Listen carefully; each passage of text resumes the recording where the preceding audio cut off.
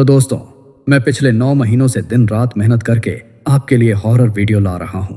लेकिन सच कहूं तो अब तक मेरे 1000 सब्सक्राइबर भी पूरे नहीं हुए। कभी कभी लगता है शायद मेरी ये मेहनत बेकार जा रही है। लेकिन फिर दिल में एक उम्मीद जागती है कि आप जैसे लोग मेरे साथ हैं। आपका एक छोटा सा सब्सक्राइब मेरे लिए सिर्फ एक नंबर नहीं, बल्कि इस चैनल को जिंदा रखने की वजह है। अगर आप सच में चाहते हैं कि मैं और भी डरावना और बेहतरीन कंटेंट लाता रहूं, तो अभी सब्सक्राइब करें और वीडियो पूरा देखें। आपका सपोर्ट ही मेरी सबसे बड़ी ताकत है।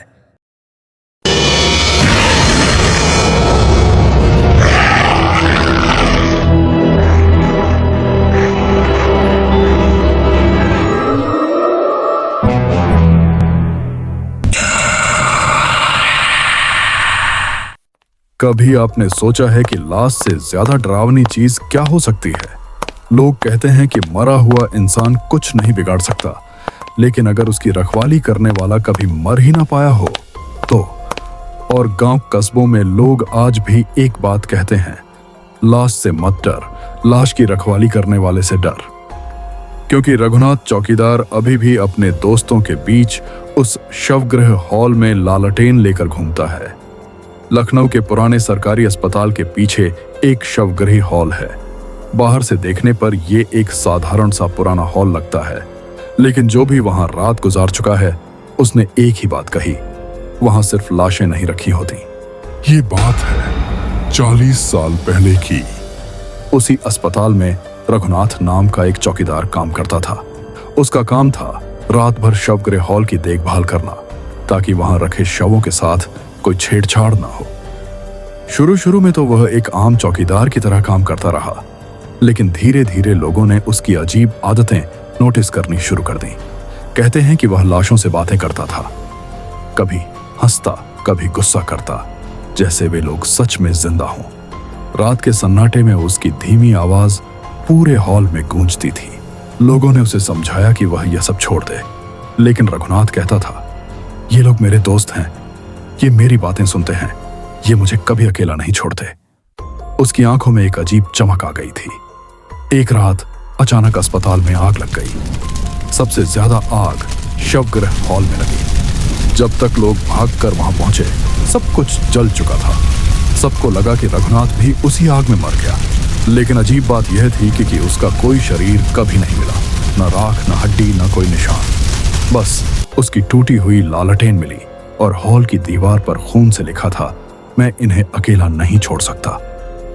उसके बाद से उस हॉल में अजीब घटनाएं होने लगी।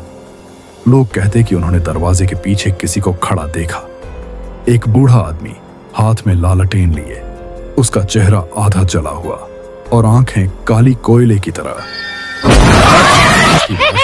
अपने आप इधर उधर खिसक जाती, जैसे किसी ने उन्हें छुआ हो।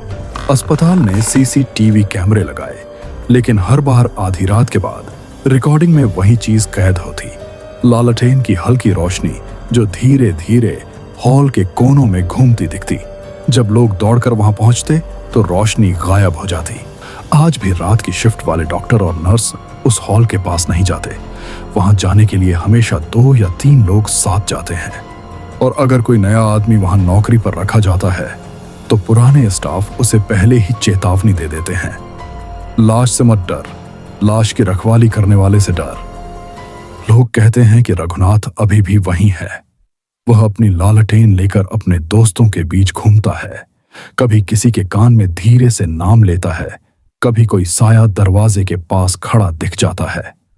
और अगर कोई मूर्खता करके पूरी रात शवगृह हॉल में अकेला गुजार ले, तो अगली सुबह उसका दिमाग कभी पहले जैसा नहीं रहता। कहा जाता है कि लखनऊ का यह अस्पताल चाहे कितना भी नया क्यों ना हो गया हो, लेकिन उसके पीछे बना हुआ हॉल अब भी वैसा ही है। वहां रात में जाने की हिम्मत किसी की नहीं होती। और जो कहते हैं कि भूत प्रेत जैसी कोई चीज नहीं होती, उन्हें एक ही जवाब दिया जाता है, जाकर उस शवगृह हॉल में एक रात अकेले गुजार लो, फिर खुद पता चल जाएगा। तो दोस्तों, अगर आपको ये वीडियो पसंद आया हो तो चैनल को सब्सक्राइब जरूर करें।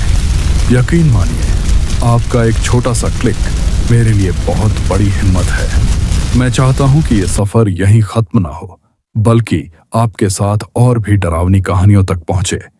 तो जुड़े रहिए और अपना सपोर्ट दिखाइए, डरते रहिए और अपनों को भी डराते रहिए। Chill and thrill.